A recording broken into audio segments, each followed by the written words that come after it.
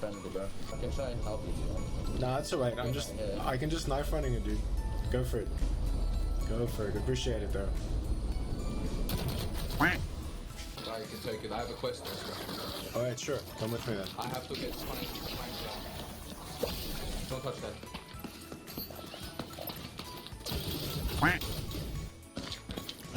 Do you guys need help with anything?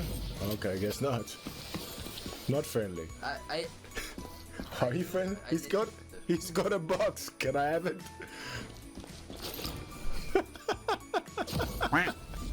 Whether you've been a good or bad boy or girl, the year is rapidly coming to an end and Christmas is just around the corner. So, being in step with the retail stores putting up their Christmas decorations early, I thought I'd do the same and put forward my early Christmas wishlist for the Cycle Frontier. These are quality of life features that I'd like to see come to the game. I think it is things that will make the game more enjoyable for all, and especially with so much time left in Season 2, I think Yager's got a lot of time to implement more quality of life fixes that will make the game greater and a better game experience for all of us.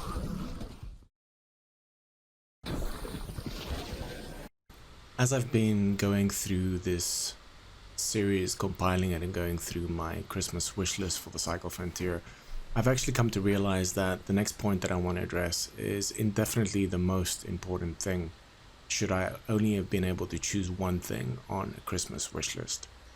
I know I said before that the birds are a big pain in the ass for me, and they are, but what I'm about to put forward next is much older than the birds and lies much deeper, I believe, at the root and the success of the game overall over the next coming months and really indefinitely as it moves forward. The biggest thing then on my Christmas wish list is I want Yager to improve their comms, their PR, and their overall community management. Let me just paraphrase this video before we really get going, and I want it to be clear. The intention of this piece is not to take a shit on Yager. I am reporting my objective opinion and reporting on the things that I've read and seen since I've been playing in closed beta 1 over the 1.5k hours that I have in the game. Again, I, like most of us, that is willing to make content or listen to content for the game, and those that are still playing, want nothing more than for the game to succeed. Let me also give credit where credit is due. Over this time that I have been playing, Yager have came correct with quite a few things that were issues. But sometimes there is also still a feeling that for every step forward, 2 steps back are taken as well. While also taking into consideration that there are still things that are still issues that have been problems from the very start. I remember the first time I played the Cycle Frontier after I won a closed beta key from one of my favorite hunt streamers, Rakta Z. Again, Rakta, big shout. This is all your fault, bro. And I loved the game. I absolutely loved the game. I was blown away. It felt like I was playing in Avatar world. I hadn't had this much fun with an FPS or a looter shooter all the way back since the Dark Zone in the first Division game. And I was in hook, line, and sinker.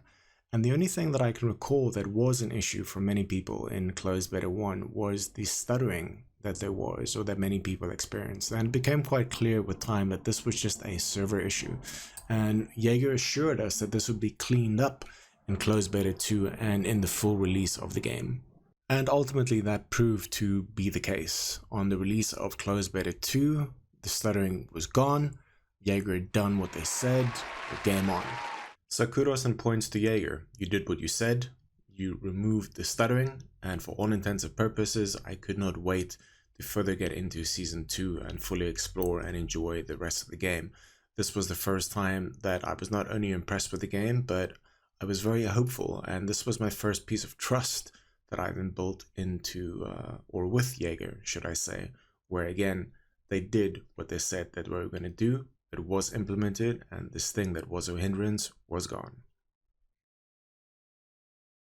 But then something strange happened. Over the next coming weeks of closed beta 2, I remember myself sharing this with some of my friends, and many of them I got keys for closed beta 2 because I love closed beta 1 so much. it became weird and frustrating that there was more issues in closed beta 2, that the game had somehow gotten worse from closed beta 2 to closed beta 1. And for a while, I couldn't fathom this at all. Like, how did things go backwards? Like, isn't it supposed to be getting better? And of course, with time, it became clear that because they'd added more layers and more complexity to the game, more things was added that wasn't working properly yet. And yes, of course, look, it is a closed beta. We don't expect a perfect game, but for the margins between these things to shift so far was very weird for me, and it made me scratch my head a little. Soon thereafter, things got even worse. If you were around, you know what I'm talking about, and this was one of the biggest issues with closed beta 2, was the Gorgon that was so overpowered. If you did not have a Gorgon yourself, you were toast. It would one burst any armor at crazy ranges. There was an issue with the gun and how it dealt damage, and it completely ruined closed beta for a good 2 weeks, because it took Yager 2 weeks to address it, or to fix the Gorgon. And for many people, this was a little bit too late. Now, again, it's Yager's prerogative what they decide to fix first on their list. We're not devs, we don't understand the complexities thereof. But not addressing something that really spoils the game or affects player morale in a big way is, in my opinion, a big mistake. This then leads to the very reason for making this video now and why it is so important on the Christmas list. Again, having better comms from Yager, better PR, and better overall community management. We find ourselves in a place right now where, again, these lull periods and these glaring problems are spoiling the enjoyment of the game for old players and new alike. And as I'll get into this further in the video, a little too late can be very dangerous at this stage, especially when player numbers are low. And if something drastic does not happen to bring people back to Season 3, if some of these niggling problems are not fixed in a timely manner, it's going to be very hard for this game to come back, especially in the not so distant future. It might take much longer or never. And this is why Yager needs to step up their game in terms of comms, PR, and overall better community management. Let's dive a little deeper. As we were in this period of the Gorgon not being fixed, I then started to look back at the previous iteration of the game and some of the posts in Reddit and things that were shared about those players' experience with Yager as a dev company. And again, complaints came forward that they weren't heard, they weren't listened to, they can't balance guns for shit, they take really long to get things done, and you're left out on the loop and not acknowledged. At that point, this wasn't my current stance yet, but I did take note of it. And then, progressively, Season 2 got worse as the cheating epidemic started. What made this so terrible was not just the cheaters, but ultimately how Yager handled it. Now, I understand that you want to curb bad PR, but at some point you can't curb it anymore, and the cat's out of the bag. And at that point, it needs to be addressed. You can't spin it anymore. You know, a public declaration is needed where it's made clear this is what it is and this is what we're doing about it. But this isn't what happened for a very long time with the cheaters in closed beta 2 and even in closed beta 1. Yager's approach and those that were on Discord was to ban anybody or delete their comments that came forward and shared the experience that they've had with cheaters. The very people that love the game and that are sounding the alarm that this is a big problem, you need to pay attention to this and fix this, got shut up and minimized for the word not to get out. And this was a terrible, terrible mistake. In my opinion, to a degree, that's further victimizing the victim and again safeguarding the oppressor. We understand that development is hard. We understand that some problems take a very long time to fix. But in situations like these, acknowledgement is always the first step. And to give us some reassurance that yes guys, we see it, we're with you, we're dealing with it. It got sprung on us too. We understand that the dev team are also just humans and they make mistakes. But again, how you deal with the mistakes is the most important thing, because ultimately this affects the trust that you have in the development company and the people that are behind the game, which is then going to lead to how long you stick around through the bad and the good. Unfortunately for many, myself included, this started to leave a bad taste in our mouths, and it became clear that when the shit hits the fan, when the going gets tough, Yager disappears and you don't hear anything. You're just left in the lurch and to deal with the shit show that is. This is terrible business practice in my opinion, because again, your core audience, those that are still out there and supporting you, is being left in the trenches with no word of what's going on, what the future holds, and what's being done about it. Being a small business owner myself, I remember many years ago I read a book called 1,000 True Fans, and the core of the book was basically that you don't need 1 million supporters for your business to be viable, for you to be financially secure, and to create a vocation around something that you love. But if you could secure 1,000 true fans, you would be able to make a living and do pretty well for yourself if these 1,000 true fans would always support your products and give you the time of day. It's these 1,000 true fans that stick around when things are bad and that deserve to be kept in the loop.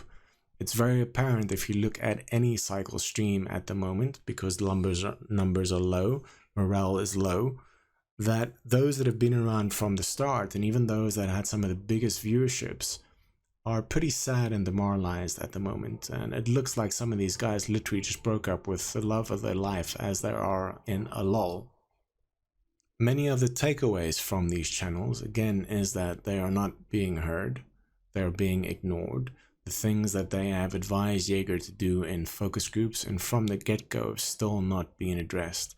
And again, for me, this is such a big mistake, because these are the guys that not only have spent thousands and thousands of hours play testing your game on all mechanics, the people that have the most money in the game, the people that have the highest KD in the game because they're the most skilled players, their input should be worth gold dust. Now, I'm not telling Yager to go and suck these guys' dicks, but at least hear them out and listen, because a lot of the ideas that they put forward is great.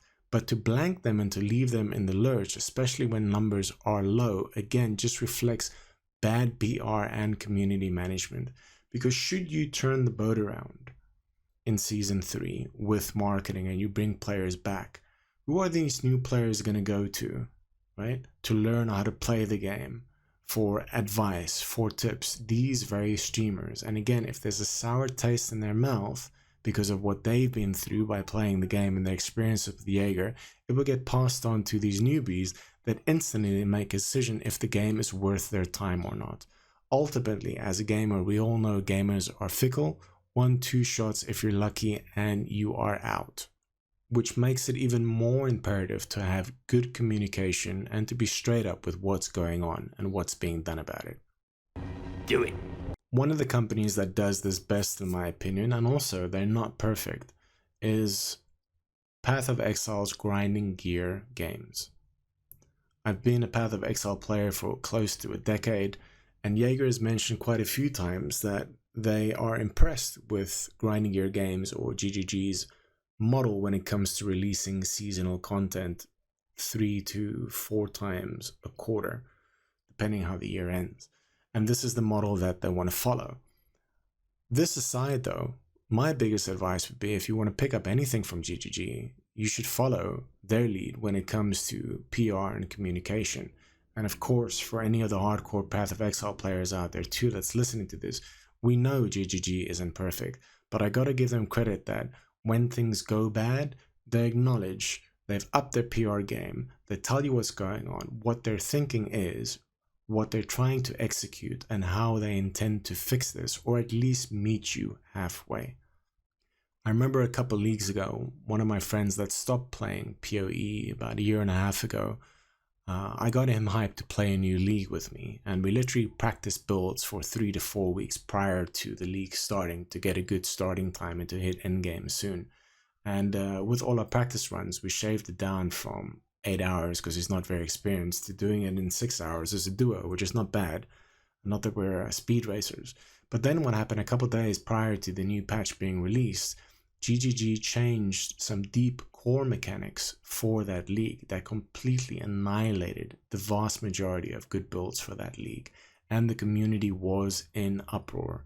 Imagine you practicing for an algebra exam for 6 weeks and then realizing that 2 or 3 days before the exam, it wasn't actually for algebra, but it's now a geometry exam. As I just mentioned, the community was in uproar and it was a PR shitstorm. And GGG stepped up and they dealt with it. For the next coming weeks and through that season, things got reverted. They need to be reverted. They held firm on some things that they believed needed to change and needed to stay there. But their lead developer, Chris Wilson, was on every single podcast that had a PoE audience, big and small, explaining their stance and admitting to the mistakes that they made. And with time, GGG won back the trust of many of their players. Again, Yager, if you want to take anything from GGG, do this. Now again, I fully accept that development is hard, you must have crazy schedules, but for God's sake, you could at least tweet. In the background here is a few articles and clips of GGG and their PR, and as you can see, what we're working on. Here is a text or a tweet from their community manager, Bex. Just wanted to say a little something to all my Path of Exile pals. I know the last couple of months were a bit rough. There's a lot of cool stuff going on behind the scenes, and we just can't talk about it yet. Everything is going to be okay, hang in there. Quick, reassuring, to the point, and just letting you know that you're not left out there to dry. This is the least that you can do on a weekly or a bi-weekly basis. Now, of course, some games are reluctant to put roadmaps forward. That's not what I'm asking for either. Things do change, but acknowledge what is. And that's what most people want when situations are bad, that they can then have some reassurance that their backs are covered and that they can then make an informed decision whether this endeavor is worth their time or not, or whether they need to walk away. Yager also has to realize that it's not just them that are invested in this game and whose careers are on the line. There are streamers that are deeply invested, that have built a career on this, that have put in thousands of hours. There's people that create YouTube content. And there are simply people that use this game to unplug from the matrix and unwind and to de-stress. We do not expect full-blown podcasts every week and crazy videos and updates, but give us something. Do not just try to create hype prior to a launch and then to have the whole team show up and say their bit. I do respect that you of being quiet and dealing with what needs to be done, but be careful of too little, too late. The 11th hour is too late. This, with doing the work, will go a long way and create more trust. So let's go. Another company that does community management very well, in my opinion, is Crytek from Hunt Showdown. And again, another company that is not perfect, that have also made mistakes. This is the root in development, right? But at the end of the day, it's what you do with that and how you come back and how you deal with it as it happens. What I love about Crytek is that their lead developer, Dennis, actively streams on Twitch in German and in English, where he plays games with other Twitch streamers and community members.